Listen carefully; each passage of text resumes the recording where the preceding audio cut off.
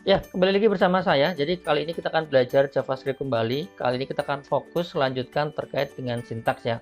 Oke, kita simak videonya ya.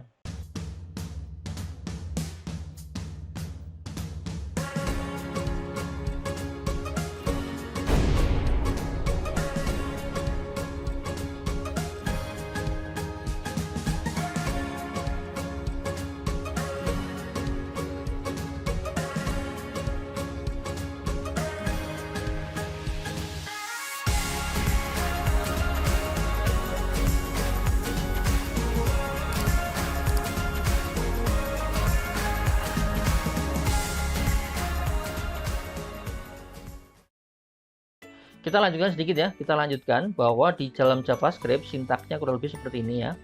Jadi tadi sebelumnya sudah saya singgung, di sini deklarasi variabel, kemudian assigning value atau assignment ya, assignment value, baru di sini operasinya atau compute value-nya. Jadi mungkin ada operasi lagi untuk menghasilkan variabel yang baru ya. Oke. Nah, di sini ada beberapa hal yang mungkin kita pahami dulu ya, bahwa dalam JavaScript itu ada dua cara ya. Untuk tulisan angka boleh menggunakan titik yang artinya desimal seperti ini ya, 10.50 berarti 10,5, atau tanpa desimal ya. Seperti ini boleh sebenarnya. Sedangkan untuk string standar ya, ini hampir semua di bahasa pemrograman konsepnya sama, yaitu ditandai dengan sebuah kutip 2 atau kutip 1 ya sebenarnya. Kemudian variabel tadi sudah diulang kembali ya, bahwa intinya kurang lebih seperti ini. Bisa kita definisikan dulu menggunakan kata depan var ya, var x. Nah, ini sama seperti bahasa pemrograman Python atau PHP, tidak perlu menyebutkan tipe datanya ya. Jadi var x, var y, var nama, dan seterusnya. Jadi nggak perlu sebutin tipe datanya ya. Dan di sini tadi sudah jelaskan tentang operator. Operator itu artinya operasi yang bisa digunakan ya, ada tambah, pengurangan, perkalian, dan pembagian. Tadi sudah sempat dicoba semua ya. Oke, di sini ada JavaScript keyword, tadi sudah jelaskan. Ada JavaScript comment. Comment itu artinya sesuatu yang akan dieksekusi.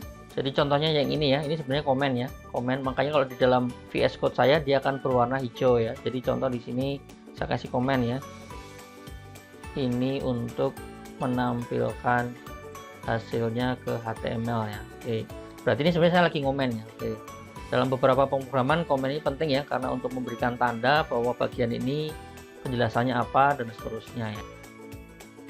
Kemudian di sini JS adalah sesuatu yang sifatnya case sensitif ya. Case sensitif artinya huruf besar dan huruf kecil itu sangat berpengaruh ya, sangat berpengaruh.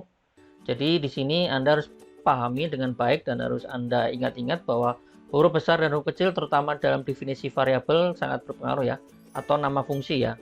Oke. Contoh misalnya ya. Oke, saya sambung di yang sebelumnya. Oke, contoh di sini saya punya dua variabel, sama-sama namanya adalah nama, huruf kecil semua, yang satunya adalah nama ya. Sebenarnya berarti ini adalah dua variabel yang berbeda ya. Jadi kalau nama saya berikan Andi, yang pakai besar adalah Budi ya. Oke. Kemudian di sini misalnya mau kita lihat hasilnya ya. Saya gunakan console log aja biar cepat ya. Berarti ini nama, yang bawah adalah console log yang namanya besar ya. Oke. Kita lihat hasilnya. Nah, di sini coba kita refresh. Nah, di sini dua-duanya muncul ya. Oke. Artinya itu adalah variabel yang sama ya. Saya rubah kalau n-nya sama-sama kecil gimana? Kalau n-nya sama-sama kecil, yang terjadi adalah kira-kira apa menurut Anda? Nah, jadinya adalah Andi semua. Anda pasti bingung. Kenapa bingung? Kita lihat ya, kenapa Andi semua? Karena di sini sama-sama namanya Andi ya. Jadi sama-sama n-nya kecil ya. Kalau n-nya kecil, di sini Andi ya. Oke, jadi dia dua-duanya manggil variabel yang sama ya. Console log 1 sama kedua sama-sama menggunakan ya, Andi ya. Oke. Nah, kemudian di sini ada istilah JavaScript and camel ya, camel case. Jadi camel case itu istilahnya seperti ini ya. Contoh misalnya untuk memberikan variabel yang namanya lebih dari dua suku kata. Contoh nama lengkap, alamat rumah, atau misalnya yang lain. Ada dua cara ya. Caranya bisa seperti ini, atau menggunakan underscore. Nah, kalau yang bagus menggunakan camel ya. Camel mungkin untuk memisahkan suku kata satu dengan suku kata yang lain itu menggunakan huruf besar ya. Jadi contoh first name, di F yang depan besar, N yang belakang besar juga ya. Oke. Atau ada istilah lagi menggunakan lower camel case. Lower camel case bedanya apa? Bedanya kalau lower itu yang paling depan aja yang kecil ya, sedangkan yang belakang besar semua. Contoh ya, misalnya first name, V-nya yang kecil, name-nya besar ya. Last name, nah L-nya kecil, N-nya besar ya. Kalau tiga suku kata gimana? Ya nggak apa-apa, berarti yang depan kecil, suku kata 2 dan 3-nya adalah sama-sama besar ya. Nah, dengan demikian Anda udah paham ya bagaimana menggunakan sintak di dalam JavaScript. Jadi Anda sudah bisa praktekkan dan kita sambung di video selanjutnya ya.